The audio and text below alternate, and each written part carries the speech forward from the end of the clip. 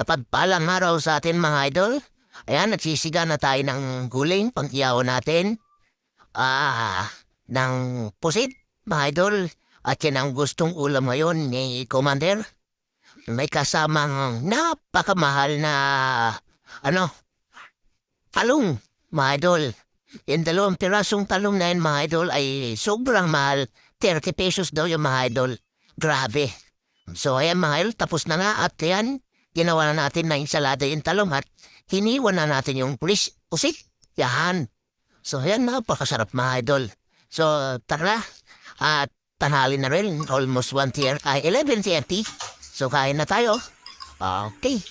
At ayan mga idol, nag-i-enjoy na yung magina ko.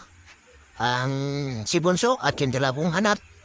Si Jamaica ay nasa school at yung panganay ko naman ay nasa